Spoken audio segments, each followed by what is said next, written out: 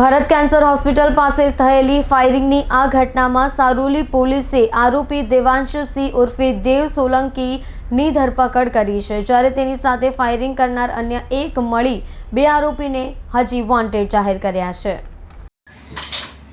Bharat cancer hospital પાસે ગઈકાલે થયેલી ફાયરિંગની ઘટનામાં સારોલી પોલીસે ગુનો નોંધી એક આરોપી દેવાંશુ સિંહ ઉર્ફે દેવ શ્યામસિંહ સોલંકીની ધરપકડ કરી છે, જ્યારે તેની સાથે ફાયરિંગ કરનાર અન્ય એક મળી બે આરોપી હજી વોન્ટેડ છે। પોલીસે આ અંગે વધારે તપાસ હાથ ધરી છે। જે આરોપી પકડાયો તે સરકારી નોકરીની પરીક્ષાની તૈયારી કરી રહ્યો છે અને તેના પિતા કાપડનો વેપાર કરે છે।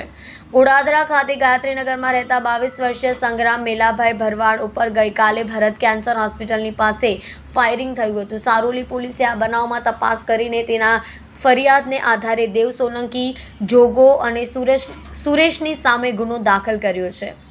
સંગ્રામ ભરવાડે ફરિયાદમાં લખાવ્યું છે કે તેનો મિત્ર ઉદય એક યુવતી સાથે ફોન ઉપર વાતો કરે છે। ઉદય મારફતે તેનો આ યુવતી સાથે સંપર્ક થયો હતો અને 1.5 વર્ષથી યુવતી સાથે તે પણ ફોનમાં વાત કરતો હતો। આ યુવતી હાલ નિયોલ ચેકપોસ્ટ પાસે આવેલી કોલેજમાં અભ્યાસ કરે છે। દરમિયાન દેવ સોલંકી સાથે યુવતીની મિત્રતા હોવાથી તેણી દેવ સાથે ફોન પર વાત કરતી હોય છે। આ વાતને લઈને દેવ, સંગ્રામ અને યુવતીની ફોનમાં બોલાચાલી થતી હતી।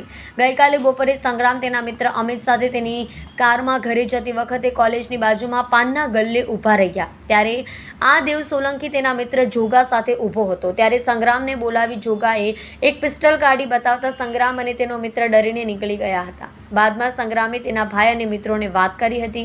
થોડીવાર પછી સંગ્રામને વોટ્સએપ ઉપર ભારત કેન્સર હોસ્પિટલનો ફોટો મોકલી ત્યાં મળવા માટે બોલાવ્યો। સંગ્રામ તેના નાના ભાઈ ગોપાલ તથા મિત્રો મુકેશ, બાબુલાલ, સોનુ મળી 5 જણાને સાથે તેના ભાઈની કારમાં બેસીને ત્યાં ગયો હતો।